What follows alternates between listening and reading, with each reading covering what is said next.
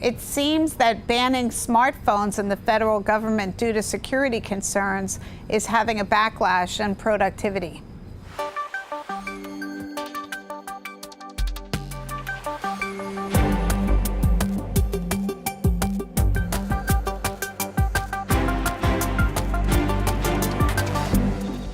Karen, it seems like there's new research about the impact of federal security standards around personal devices like smartphones, and the impact that it has on the workforce, which is increasingly more mobile engaged. Can you tell us a little bit about it? Yeah, I thought this was kind of an interesting thing because in general we do think of smartphones as kind of a suck on productivity time. Sometimes, that people are doing things they shouldn't be doing.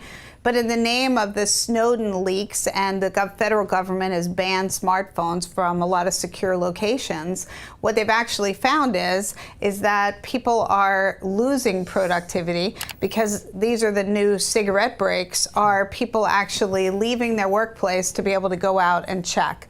They say there's 52 minutes lost every day from this effort, which is a significant part of a workday, 28% lost in overall productivity, and that also this is driving down employee satisfaction.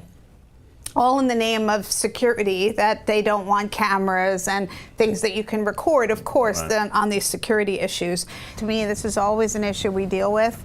How do you balance the needs for security against just operational capabilities that you need to do in your business?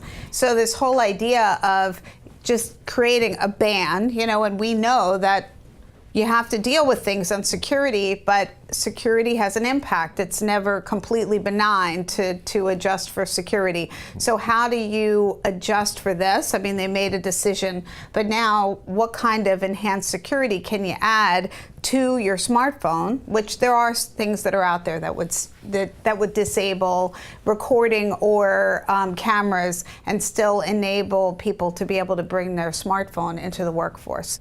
For me, it really was sort of eye-opening that there is this sort of issue out there that obviously a lot of companies today are dealing with. When I first read this and I saw that stat about 52 minutes, at first I was like, what? How's that possible that 52 minutes is lost? And then I realized the way that they were, looking at it, that somebody would have to take their cell phone and walk outside, or if they have their cell phone, they're not even allowed to bring it outside, so they have to go to that. It's in a locker. Right, so it's in a locker or their car, right? So they have to walk out there to go get it, to check their email, then close and then walk back. But and that to me is just insane. But if you look at it from the perspective of allowing the person to bring that phone in, does that take into account the amount of time that somebody with their phone inside the company? How much time they would have wasted if they had the phone there? Right, if they have their phone. Right. That's what most companies worry about. The impact to productivity by a necessary security function is something that's kind of interesting to explore.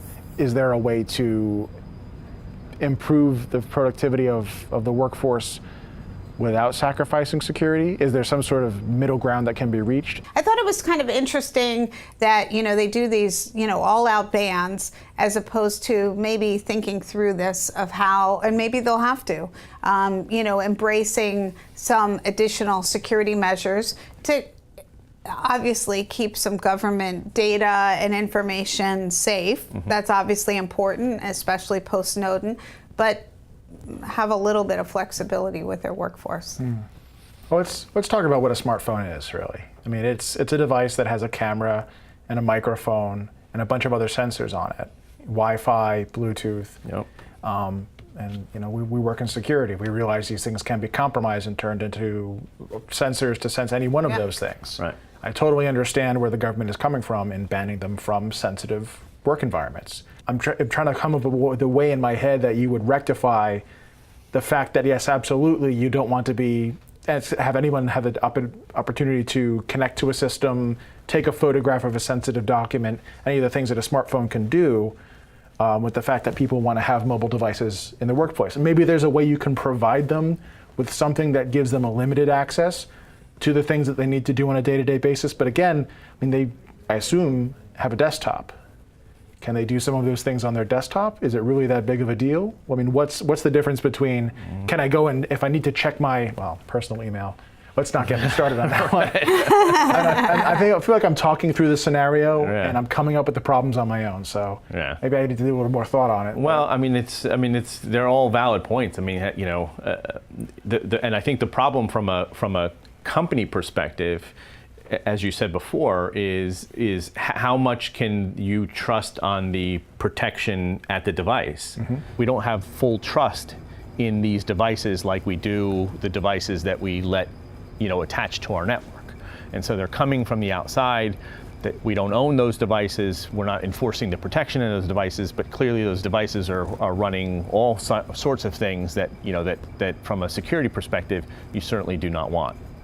Well, interesting discussion. I think there's a lot to it, and it's probably, we could probably sit here and talk about it for another hour or so, but I think it's very interesting. No, I'd like your proposal on my desk by Friday, 5 o'clock. Okay, Matt. You got it. I have faith. Thanks, Karen.